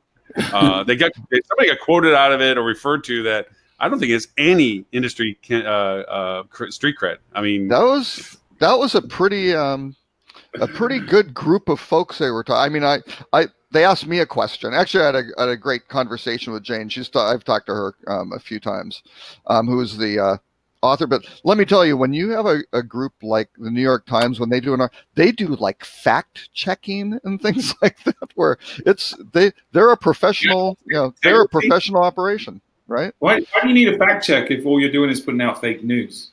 Yeah, exactly. Right. The failing, right? Yeah, I've got all the respect in the world for the journalists at the failing New York Times. They're making sure that they're not facts that they're publishing. That's why they're fact checking. Yeah, exactly. But yeah, we can certainly talk about that article on the resort fees. I mean, the individual cited were pretty good. They had Henry Hartevelt in there with a couple pithy comments. I think they had Robert Mandelbaum from CBRE. They had Jan Freitag from STR, Bjorn Hansen from NYU. Some guy from Rock Cheetah in Dallas. Actually, Rock Cheetah didn't get mentioned. Jane forgot to do that. That was a little bit of an oversight, but that's okay. I forgive her. And yeah, they had some good. And actually, I think what was it? Oh, and then the GM from the Pierre with Taj, and an interesting note: the Cornell Hotel Society put out a little note because they saw the article and said 5 of those 6 people were Cornell hoteliers. So there you go. Check your bingo card. But yeah, Henry was not part of the club, but that's okay. We love Henry. So. Lauren, do most of your property clients, do they have resort fees? Yes. Facility fees, destination fees. Yeah. It's whatever stupid label they want to put on it, and it's a sad. Do they equate that to tangible value, and do they disclose? Now that's an argument that I have won with them on some aspects of it, that there has to be a value proposition to it, not just you breathing the air gets you a fee. Right.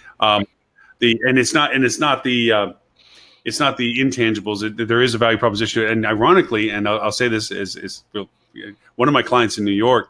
We actually have a $50 spa that goes into it. That it's a part of the facility fee that they offer. You get a $50 credit in the spa credit. Okay. Yeah, and they don't have the spa. This is actually a service that comes into the hotel, and we'll do the spa services in room. So it's wow. Yeah, so there's a hard cost to the hotel on that one. That's interesting. No. See, this is, and I feel very happy about this. Was a negotiated relationship. This was to say that they're willing to throw out $50 to build their relationship with the hotel. For everybody that walks in the door, they're giving a $50 credit as part of the facility to it. Yeah, that's good. Yeah. And they also, there's a credit towards Uber, which there is a cost factor to that, and we have other things that we throw into it that. There's. So what's the total resort fee? For them, it's only $35. Yeah.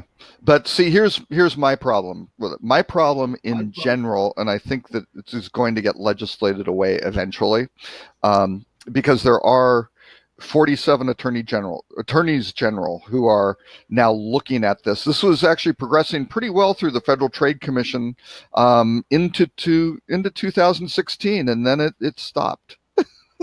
rather abruptly. 16, I wonder. I don't know. But yeah, the Federal Trade Commission kind of put a kibosh on the regulation. But these 47 attorneys general, I always say that improperly. Attorneys general are led by the Attorney General of Washington, D.C., which coincidentally has no senator or individual in the House of Representatives, right? So it's a clever little way where they can kind of skirt the political fray in Washington and push this stuff forward. And that's exactly what they did in the rental car industry. Back many years ago, we had a conference call with 48 state attorneys general. So I'm not sure who dropped out, but then they basically said the industry now, again, that's a highly consolidated industry. I mean, not as consolidated as it is now, but yeah, they were talking to, I think it was like 7 or 8 car rental companies going, you cannot have all these ridiculous fees and taxes where people look at a list of cars and they cannot tell which one is most expensive in terms of the amount of money they are required to pay at the end of the rental. It's just, you can't do that. That is drip pricing. It is illegal.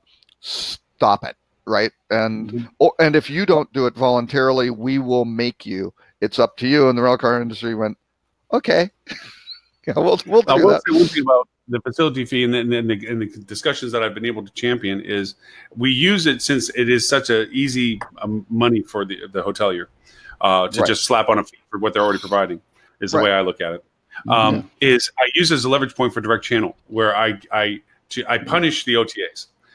You're going to pay that fee when you go through them, but I try to regulate the opportunities through promotional marketing to say, if you book with us through us this way, you're going to waive these fees. So it's a substantive amount of money in savings using the direct channel. Now, obviously, the more we start growing the direct channel, then the more money is lost by that. The ownership then goes back, no, we got to throw them back in there because that's where they're booking now. It's like, yeah, because they're avoiding it. So it's a lever or a button that you have to mitigate as it's using it for and if you start using it for your need periods or your amplifications of opportunity for yield and what have you, it's a very valuable tool since they're going to be charging it anyway. Nobody's stopping. But if you're waiving it, it's a little bit different. Then it's more of an optional. Yeah, it's more of an optional fee, and you have more complex policy, right? So it's right. Yeah. So the thing, and maybe that's how some hotels will react to it. But again, once you hear that it's kind of optional and the hotel can take it away based on this, then that's trickier. But I want to have a quote from, I like to focus, and I think we do a pretty good job on this program saying that you should focus on the customer, right? That's a relatively important perspective. So Henry Hartevelt had some great stats from their first quarter 2018 survey of 3,656 U.S. hotel guests. So that's a pretty good sample size. You definitely don't want to go under 1,000 when you're looking at U.S. hotel guests. 3,600 is one of the better samples for it. 91% expressed dislike about resort fees. The remaining 9% were neutral. No one liked them.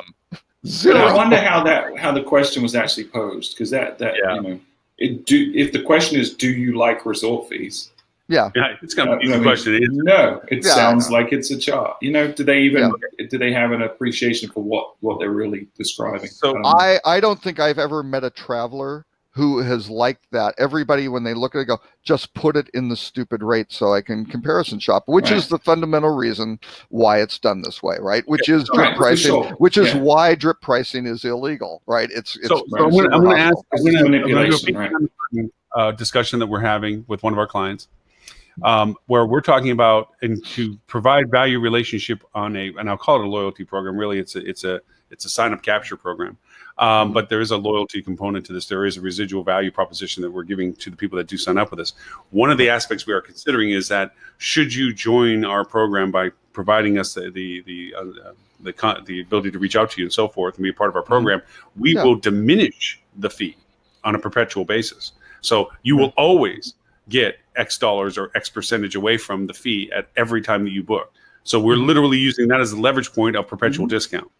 And saying that this is what you will do. If you sign up with us, we will always make sure that the fee goes from 50 to 30. Always. You will always be discounted $20. Yeah, kind of thing. I think that's fair. I think it's fair. There's more complexity to it, though. I mean, I guess that's it does, yeah. Yeah, the complexity. Well, and that is one of the things that the hoteliers now are doing very, very poorly. Because I provided some examples for Jane for the article, and just kind of helped her.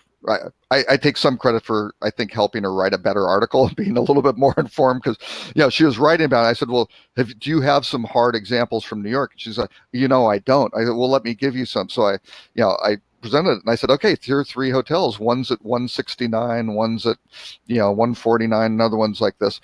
Which one, you got a gun to your head, which one's less expensive? And she's like, I know it's a test, so it's probably not the 169, right? But she looked at, you can't pick them. You can't tell, right? There's just no way to do it. But then the other part that's really bad is the hotels. Now, again, the Federal Trade Commission came out pretty strongly and said, you need to tell people what these are for. Right. Yeah. That is a very important aspect of it. And they don't. In many cases, it's just a fee, and it's very nebulous. In other cases, I mean, Marriott's done a better job. They'll give you $30 of food credit in this and $20 of credit at that, and some things which try to make it a little bit, more palatable for what you're getting, and kind of distract, from the drip pricing concern. Right. Yeah. But then a lot of them, even through the booking process, you really don't know until the checkout page, and it's just kind of slapped in there in the taxes and fees line, and you're like, whoa, what happened? How did this thing go? Especially if it's a less expensive hotel, like, I think I was looking at Yotel or something that had $93 rate and like a $35 or $40 fee tacked in there. Yeah, we've got some clients pretty that high. Was pretty it's like 25% of their ADR is on top of that is the resort fee. It's crazy. Yeah, and we did some testing on it too. We did some testing to see what kind of impact it had. So we've done some testing on with a resort fee, without. Didn't really see a whole lot of impact. There was a slight reduction in conversion rate with a resort fee, but didn't really impact the channel distribution. So whether there was a resort feed showing or not, didn't really impact the amount that was coming from OTAs versus direct. But then we did some experimentation with a few properties on what the price point of the resort fee was and where pushback was. And we found that we could go up in $5 increments and have very little pushback at all. Negligible decrease in conversion rate, those $5 increments. So consumers are kind of oblivious to it, fortunately and unfortunately, And actually, the example I called out Yotel, I didn't use them in the comparison here. It was actually the Hilton Garden Inn. Which one would you rather stay at? These were all, quote, 4-star properties. I think they were 4-star. It may have been 3-star. I think it was 4-star. For a 4-night stay in January, actually coinciding somewhat with the HSMAI marketing conference. But the Hilton Garden Inn, the lead rate $169, the Crowne Plaza Times Square $147.69, or the Trip by Wyndham Times Square South at $155. And you go, oh, well, which is the most expensive hotel, or which is the cheapest hotel? And you go, oh, well, it's probably the Crowne Plaza at $147. No, it's not. They're the most expensive. When you really pay, it's $214 a night versus $208 at the Trip and $197 at the Hilton Garden Inn, right? Because of the resort fee, impact on it. So it's, that's the problem. You're paying you're paying whatever, $617 worth of base rate, $138 of resort fee, $105 worth of taxes.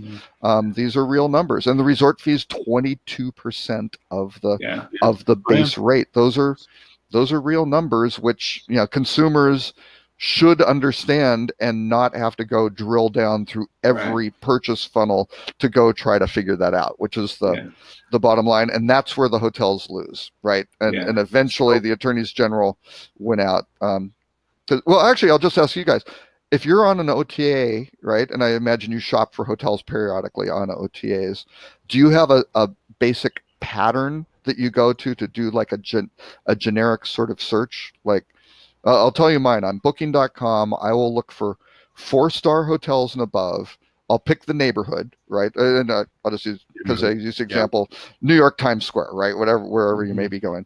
Looking for 4-star hotels and above. I'm looking for an 8+ ranking on customer reviews, and maybe I'll check a box for something else. Yeah, if there has to be a swimming pool or something. I used to do that a lot when, when the kids were young, right? Because we always wanted a swimming pool so I could wear them out. But I mean, that is kind of a standard search preference for me. It's interesting. None of the OTAs really let me save that, right? I think they take it into consideration in terms of making recommendations, things like that. But you would think you'd just go, hey, that is my urban hotel. I think Expedia has your MAC ID, and they're purposely just messing with you. Yeah, exactly. No, I think they know a lot of this stuff, and if you're logged in, I think they figure this stuff out really, I got a question for Stuart. But do you guys shop that way for these? I do. It depends, right? When I'm traveling on my own versus with my wife. Versus right. They're different personas. Just change, right? And whether it's business or leisure. So that might be why they don't store it. But I definitely have habits that I look for. Now I'm not as fancy as you. It's not 4-star, but. Yeah, I definitely have my preferences. And my sort order is with those filters sorted into ascending price order. And I would love it to be ascending total price order, right? I want to know the total. And then you can see, I have to pay $870 or whatever. And that's divided by 4 because it's a 4-night stay. It's $200 a night. That's great. That, I think, is the most consumer-friendly and transparent method to wind up doing it. We're already beginning to see some lawsuits come in, some that are trying to get into class action status. That's going to increase. So I think I'm not opposed to resort fees. I am opposed to a lack of transparency and accountability of that, right? So I think if you want to have a resort fee, which I think you probably should in the current ecosystem, I think you're at a disadvantage if you don't. You're absolutely true. You've got to be transparent. You've got to say what you get for this resort fee, and you've got to deliver on that as well and account for it the correct way. Because if you don't, you're going to be liable down the line when some of these lawsuits hit, and they're going to affect you. My logic to resort fees is this: running a hotel, and you want to improve the guest experience by adding aspects of value.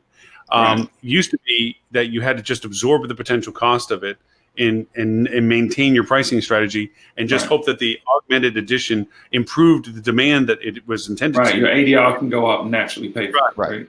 Right. Yeah. So, but now with resort fees, it gives you a latitude of being able to add in values, which they should represent. You're not now just charging like some of them do, most of them do, on things that they are already included with what they had before. They're just now able to splinter and cause it as an excuse to add more money to the ticket. But if you're actually adding value, the resort fee gives you the latitude of cost absorption while you go through that process. And to your point exactly, it's not about the resort fee itself. If you can get it because you're actually providing value proposition, it's the transparency of that cost that needs to be out there. Not the fact that you're charging it. The value proposition should be relevant to that as it is the transparency that you do charge for it. Well, and the problem is on the OTAs and even on hotels' own websites, right? Or brand websites. It's hard to even see the transparency because Hilton has a mix. The Hilton Garden Inn does not charge a resort fee, right? But the Hilton Midtown, a bunch of their other properties do, right? So, but there isn't a way to really see, I'm getting those extra things. What you're really talking about is you're bundling things, right? Because again, we talked about the packaging thing a little bit earlier, where Ed's figured out, if you buy a package, if you're doing air and that, you will save a fortune, and that's been the case since we developed dynamic packaging in 2000, right? And got the patent on it. That was the whole concept of it. But the thing is, there's all sorts of different bundling. Yes, you can buy the room only, but even having the free complimentary breakfast, right, or something like that is a value add and is kind of bundled. So I look at the other side of resort fees, and Stuart, you're absolutely dead on. In this environment, you almost have to do it because that is how you are going to be, get your lower price out there. Everybody's doing it. In New York City, you don't pay occupancy tax on the resort fees. So it's actually a tax hedge sort of thing. You don't pay the OTA's commission on it, right? So there are all these structural things that fundamentally save money for the hotel. So they almost have to, they have to do this to do something that's customer that's customer quick question. hostile. There used to be a time where there was other platforms that you could go out and get airline tickets, and you as a hotelier could offer airline tickets on your site as a bundled value with that platform. Do they still exist? I haven't looked forever. That was Neat. No, Neat had that. Most of those were pretty much killed off. Certainly Expedia does it. Expedia does it for Marriott now. Expedia handles the packaging for Marriott. So yeah, there are some white level players. Book It did it for a while until Delta cut them off, which really kind of killed Book It's business. Because again, and hoteliers are starting to talk about that now too, that times are good. You've got all these distribution channels. Start culling out the weaker ones, right? Because you don't need them. But yes, there are some, but that true dynamic packaging model, that patent is now owned by Expedia, and they don't want that other people to use that patent. That isn't why they bought the thing. It came with Orbitz, but that platform made it it was very, very market driven. There was very good transparency, and if you had a discount, it got translated into consumer value, right? You couldn't revenue manage the components and be an intermediary and take an extra markup because so and so was giving you a very good rate, right? You couldn't take in a Priceline rate and then make it, kind of position it and discount it off as the net rate on a room only, right? Where you might be clearing 30 points, a huge portion of margin on that, right? So you can't do that anymore. Stuart, with your newfound wealth, did your master sommelier get affected by the scandal? Did you have to fire your master sommelier? I mean, I know you just recently fired him and all, but did it affect you that you get downgraded or anything? Fortunately, my wealth came after the scandal broke, so I was able to stay good. I thought you guys were gonna jump on the Nebraska ad campaign. I love it, man. I love it. Well, I think we should, before we hit the rut row, I think we should hit the Nebraska ad campaign because I did it really quick, and then I've got to jump. But I think it's great. They're owning who they are, and that's what to me, marketing should be authentic. You don't try to create something you're not. You don't pretend to be something that's going to disappoint someone. And someone sat down and said, we've got nothing to do, but there's a lot of weird shit that happens here. Let's focus on that, Right. Yeah, and they were number 50 in terms of states people wanted to visit. Now, I kind of want to go, because reading some of the things they're highlighting and promoting, it's brilliant, really genius. And it's very visual, right? Because what they're doing is they're saying, lucky for you, there's nothing to do here, and they'll show people in kind of this they're tubing down a river, but they're in it's the metal. I can't remember what they are. It's some sort of farm tanking, right? Or something. A tanking, it's a farm tank that they've cut up and turned into these. They're basically saying we create our own fun, and that who doesn't want that, Yeah, and they'll say it's flat, nothing. And there'll be some really rich, lush, grove of trees or whatever, and somebody jumping across a stream and all these. I thought it was great. I thought they had the testicle festival. They highlighted. Did you see that? I didn't see that one. Maybe perhaps you're being targeted differently than I am. No, it's a festival where they're like cooking like sheep and cow testicles, and they're eating it. It's a whole festival dedicated to that, and I guess there's other stuff too. But I want a T-shirt from that. I want to go just to get a T-shirt. Yeah, for real. Well, it also has. I'll give a compliment to LL Bean. Their Be an Outsider campaign. I like. I think it was very creative. They did the takeoff on West Side Story with the flannel, with the red flannel versus blue flannel in tag football, and we all need to be an outsider. And it was. I thought that was a very smart advertisement. There's a lesson here to be learned, especially for independent hotels who struggle to differentiate themselves or compete against the brands. Just own it, figure out what it is that makes you unique and why guests come to you, and lean in hard to that unique value proposition. Oh, you brought it up earlier at the beginning of the show when you're talking about go and reach and connect out to the restaurants that you recommend because you're a local.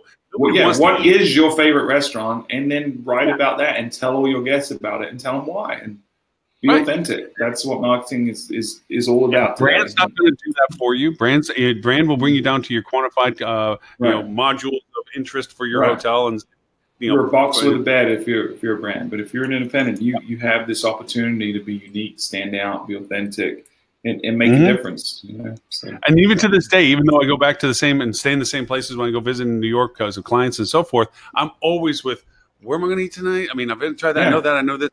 You're still, there's always the corner. And if somebody at the front desk said, oh, have you tried this over here? No, I didn't. Boom. All of a sudden, instant authentication. What's your favorite kind of food, Lauren? You know, and you say, I really like this. Well, this is the best one of those in town. And this is why, you know. Listen to my podcast last week. It's great. I didn't. I feel bad. Usually I'm right on top, but this week has been a little bit of a busy time for me. I forgive you. But Janice, I got to run actually and get ready. Okay. But Stuart, thank you very much. We're getting ready to have our 100th episode of the Fuel Hotel Marketing Podcast. So we're going to do what we did for the 50th and do a live video broadcast. Oh, it's be a little chaos. Is like that this. Today? No, so it's going to be on November 30th is the day. Oh, November 30th. And we're going to do it immediately after this show. So Lauren, I need to talk to you so we can coordinate timing of that. Certainly. So about 1:30ish Eastern time is what we're going to do, and we're going to do an Ask Me Anything again. So anyone can submit questions now to info@fueltravel.com if they have any kind of marketing related question or Star Wars related question. It doesn't really matter. Can I borrow $100 million? Or can I have $100 million? Not borrow. I misspoke. Okay. I apologize. You can ask that question, and you will get an answer to that question. So you get the answer. Hey, by the way, I finally watched Han Solo on plane. Yeah. Solo. No, there's no Han in front of it. It's just Solo. Solo. That's true. That's a Solo movie, but Solo. Yeah, it just mixed bag. It had some great pieces, and then I wanted more. I wanted something different. I guess it was good. I liked it. I thought it was pretty good. Yeah, Right. I thought they. I did. I enjoyed the movie. You never not enjoyed it. There was just some parts to them like, they tied something else, but there was just some things I was like, man, I wish they could have done something like this that was more of the traditional, Star Wars. I think changing director midway through, having to kind of rewrite the script and re-record a lot. I think it was rushed. They should have. Even head of Disney came out and said this that he pushed them to release it early in May. They should have pushed it to Christmas, and that I think would be a product. Hey, quick question. This is just a pure geeky question. Was Kira the Kira that was out of the non-legacy, the old books? Was that the Kira that was in the old books of the non what's no longer canon? Is that the Kira that they were talking about? No, she is a new character. I think some of her attributes came from some of the legacy stuff, but no, this is okay. Because I got confused when all of a sudden I realized, oh my God, Kira, that must be the Kira, and I'm like, I think the spelling was a bit different between the two. I think. There was no raccoons at the time now, and of course now incorporating in. They're just cool stuff. But anyway, Geek Side. Thank you for attending this week in Star Wars canon analysis. and it's fascinating. Stuart, who had to leave, all you do is just toss out a Star Wars thing and you'll skip him. He can't resist. I'm a child. I think anyone that knows me well knows that that's all you need to do is mention Star Wars and you can be Star Wars are there. Yep, that's right. With that said, Mr. Stewart, if people want to know more about your podcast and, of course, Fuel Travel in general, where is it that they can find all that information? Yeah, the best place is anywhere you type in Fuel Travel, you're going to find us. So the web, Twitter, so anywhere on social media, so Facebook, we have Fuel Travel locked down. So Fuel Travel, anyway, if you want to email us, ask us questions, info@fueltravel. And the podcast is fueltravel.com/podcast. And we are now on Spotify as well. So if you listen to podcasts on Spotify, you can get us there. And if you need money, don't send it to Fuel Travel. Send it to Stuart's personal email address, right? He's such a generous, great guy, and he has so much of it he doesn't know what to do with. But come Monday, I'm going to be broke again. So that's right. He's blowing it this weekend. Where do you cash those large, oversized checks anyway? Do you take a picture of it? Do you take a picture of it on your phone and it's okay? I don't know. So the $2,000 limit on the Waco or the Wells. Well, you'll be able to get a bigger limit. You'll be able to get a bigger limit, I think, if you talk to your bank. Buy the bank, exactly. Bye. Yeah, buy the bank and raise the limit. Bye, Stuart. All right, so let's hit the rot roll real quick so we can finish because we've been alluding to it this whole time. Mr. Rob, would you like to do the honors? Well, there's a little bit of a problem. One of the most difficult things on the planet, which may include, becoming a doctor or passing medical school and things like that, is become a master sommelier. And the test is rigorous. There's an oral portion. There's 90 some blind and a horrible blind tasting. They've been doing it for a couple, certainly. No, I think the master's exam, it's been around for maybe 20 years or something. It's been around for a while, but 90 some percent of the people fail. Well, last year, 24 people passed, which was more than normal. And apparently the organization that controls this has now stripped 23 of them of their titles. On basically they have to redo the blind tasting portion, which is very tricky, because some people who pass that blind tasting go, most master sommeliers won't pass every one, right? Because they're very, very difficult. You are not going to score 100%, and you might not make it even if you didn't cheat. So basically they're saying somebody tipped them off on these wines. And you might say, well, why would they do it? Well, people who become master sommeliers, their pay generally doubles sort of thing, right? It's a small select group, so there may have been a little bit of corruption or graft or whatever in there, where somebody slipped them the answer. And what do you know? So there is a scandal in the wine world. And then of course people are wondering, well, did people from previous years cheat to get on the wait a second, does this undermine the entire certification? So I don't know, it's a interesting thing. But yes, again, a great clickbaity headline from the New Yorker: the cheating scandal that has shaken the world of master wine sommeliers. They equate the tasting to something like being able to tell you the song and artist with only one note every time. Right. Yeah. Because it's so massively complex, the variations of what can be presented without knowing its source or anything, that it's purely by being so informed as to regionalities, variances, so forth from everywhere in the world of every wine type, that by taking a single sip, not even seeing the color of it, or even knowing the glass or anything else, just a single sip, and you're supposed to define that wine. And it's just insane that the capabilities of doing it. Like I said, there's fewer people that are master sommeliers and then went to the moon or something weird, yeah. Well, it's just, I think it's astronauts or something. I think maybe the moon's a little bit, but or who've gone to space. And I took, again, I might as well mention Cornell. I want to give them a plug. I took the hotel wines.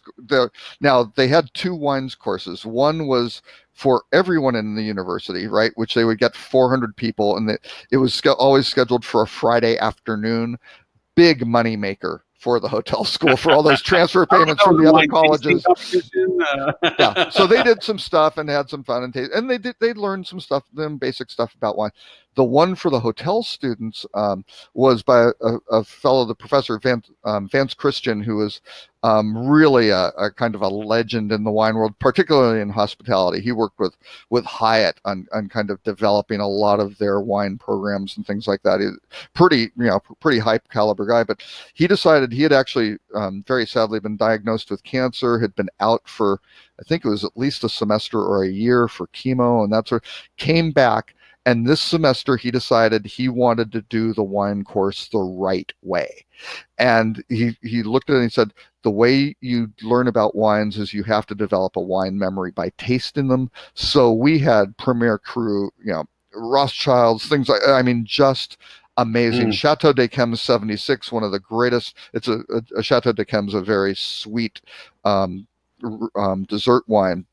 But absolutely amazing. 76 was like an amazing year for it and stuff. So we had to do that, and we had blind tastings. It was a hard course, and Man, and actually some people have come up with some methods where you can basically doing some color, you look at the color, you look at the viscosity, you taste, certain things, and you can narrow it down pretty well. And for kind of the layman, I should go look up the guy's name and maybe put it in the show notes, but there is someone who has a pretty good program for, like, it's a 7-step, and you're right down. You might not be down to the vineyard, but you're probably in a range of, certain years and things like that to and at least what region it came from, and maybe the varietal and things like that, which are great. But boy, those blind taste testings, yes, I could tell a white Zinfandel from a nice a Bordeaux Cabernet or something like that. But yeah, it was really, really, really hard. And he wasn't trying to mess us up, right? He was just really trying to, have us learn about this stuff. But in my past lives, I was a part owner of a little bistro that we had in St. Petersburg called Apropos, and I had a bartender that was a wine aficionado. She just loved wine, and of course we had a great wine bar. And she made great wine selections and so forth. And she purchased the wines that we displayed. And for me, wine was, to my mind, after the second glass, who cares? You're not going to taste or do it. Yeah, exactly. So she says, I'm going to teach you. You can save a lot of money if you take that approach. Just a tip. Right. Really, you can. She says, I want to teach you about wine. She brought in the Rothschild. She brought in one of her favorite wines. And she says, this is what we're going to do. She canted it out. And as immediately we canted it, she says, taste it. And I'm like, okay. To be honest with you, I don't see what's so special. She's like, that's the point. We're going to let this sit over here. We're going to work our shift, And about 3 hours later, she says, all right, let's go take a taste. And we took another taste, and it tasted different. I'm like, okay, but still not really feeling it. Like, okay, it's a Rothschild, so I'm going to act like it's a pretty big deal. By the end of our shift, about 8 or 9 hours of letting it sit and breathe and what have you like that, she said, and we sat down. She says, now taste it. And it was like unbelievably good. I mean, and it wasn't because it was like I was expecting it to be. It was an unexpected, unbelievably good. And she says, and that's how wine changes, and then it turns into something that just drinking it isn't it.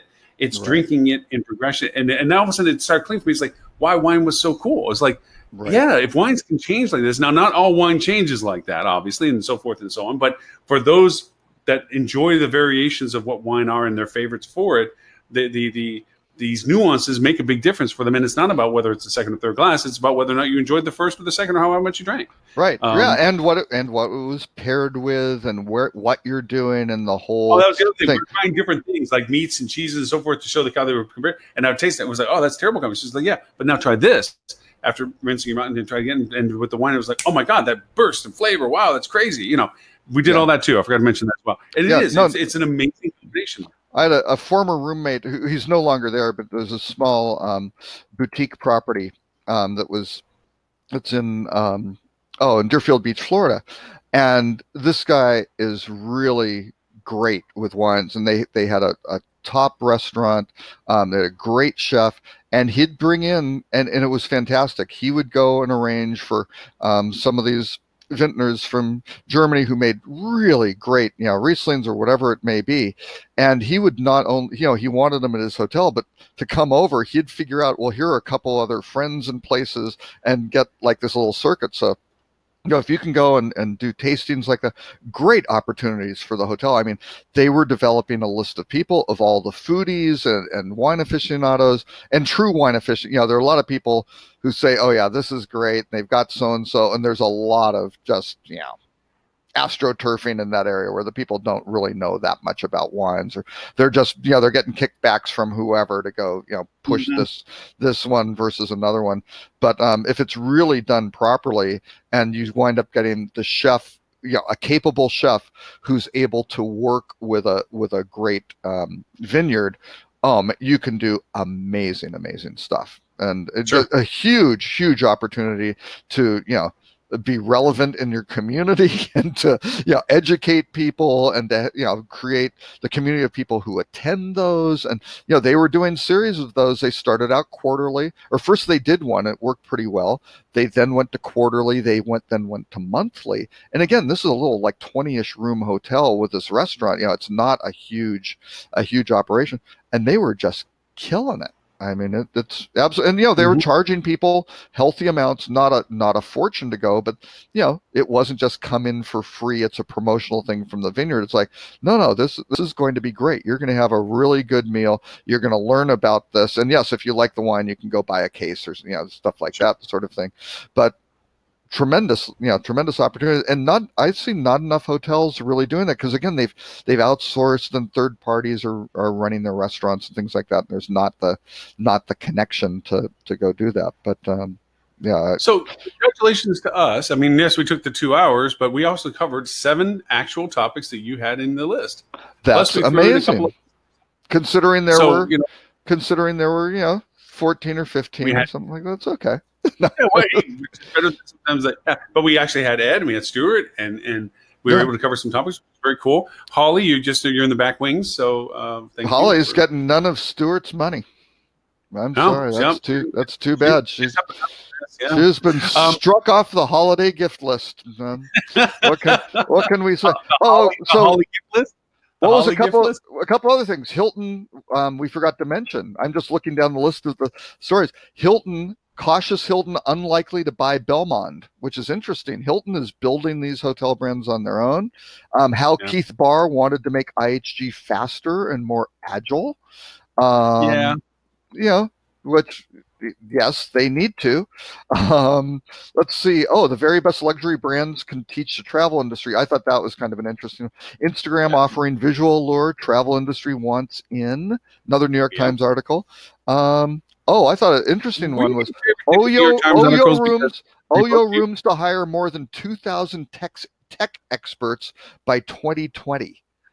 Maybe we have our own Rot-Row, because you get listed in the New York Times, and all of a sudden there's a flurry of New York Times articles in the list, like the sommeliers. Like maybe there's a little backboard. That wasn't the New York Times. That was the New Yorker. That is not a daily. But that's New York Times articles on the list. Like a lot of them. There were two New York Times articles related by 2 different authors. So not pushing Jane's work or anything like that. You set the tone of the content, and yet now all of a sudden there's a lot of New York articles. One of them was the Instagram one was published on October 19th. The resort fee one on 22nd. Different sections. I don't know. Sounds like I hit a chord. I'm just. I don't get. I'm not getting referral fees from the failing New York Times. I'm sorry to say. So, subscribe here on my private link. Robert, if people want to know more about you and Rock Cheetah, where is it that they can find you, sir? You can find me in beautiful Dallas, Texas, where it's finally stopped raining, thank God. But rockcheetah.com or at Robert K. Cole. And in 2 weeks, I will be at the Focusrite conference, interviewing Kellen Smith Kenny on center stage. She's the CMO, rock star CMO of Hilton. And that's not why I put the Hilton thing in there, to kind of tout that up and do that. But no, Hilton's doing some pretty interesting stuff. I was not always a Hilton fan. Well, I'm not really. I shouldn't say I'm a Hilton fan, but she's doing some really good stuff. Yeah. Every time my account would go dormant and they would cut me off and make me get a new number, infuriated me. That was just one of the most ignorant things I've ever seen. Yeah. So. The GM at Hilton, I thought I bled blue, because to me it was like the end all be all. Like, oh my gosh, Hilton's #1. Yeah. Okay. Where can we find you, Lauren? And there will be one thing I want to show people at the very end of this, which I thought was very interesting. For all of the wonderful articles that Robert is referring to that he has curated, you can go to hospitalitydigitalmarketing.com/live, and you'll see a link for show number 168, which this one is. And along with all the other shows will be links, and links to the archives of those that were earlier than this year. We've been doing this now in our 4th year. We're well past our 3-year mark and deep into our 4th year. So all those the information will be there. And Master Robert, you wanted to show something? Yeah. Well, it was always that Hilton was blue, right? And Marriott was red. And I'm not sure what Hyatt was blue also. But look at this. The Marriott app here is blue. I know. It drove me nuts that they made it blue. I'm like, what? Yeah. Was that like a dig at him or something? Because when I saw that, I'm like, what is this? I don't know if they're trolling Hilton. I don't know if they did a bunch of analysis and found out that red means stop and it was keeping people from clicking on their. It's like I have no idea. Rent a car changed their color. Honestly, Yeah. it's like if Hertz went from Hertz yellow to Hertz green or something, you'd be like, no. Well, that's that was Enterprise. always National was green, right? And Avis was National, red, yeah. and Budget was orange and blue. Yeah, I mean they all Avis had was like their. red, Yeah, everybody picked a lane, all right? Or as Yeah. George Costanza said to the birds, we had a deal. Yeah. You're blue, I'm red. but now you've got Hilton, and Hilton's app has kind of gone white. I think at least the logo for it is, it's black and white, right? So they've gone to a completely. I don't know if you can see it. No, Oops, it flipped over. Yeah, but it's just black and white. It's not colored. So maybe that's what Marriott thought. They Hey, go, they're going. Security code in like Kanye did. Yeah, exactly. All right, for everyone, thank you so very much for listening to our show or watching our show. And join us, please, next week into the wonderful month of November for show number 169, where we will display the secrets of the universe, the keys to success, and the ability to make massive amounts of money with spending nothing. Wow. I didn't realize we did that. So, well, we don't. And how to win the Mega Millions. Stuart will be back to tell us how to win the Mega Millions. How to win the Mega Millions. Yes. Stay tuned for more. That's clickbait. That's clickbait titles. Thank you. That's right. So, exactly. Everyone, thank you. And we will see you all next week, hopefully. Show number 169. Bye, everyone. Bye.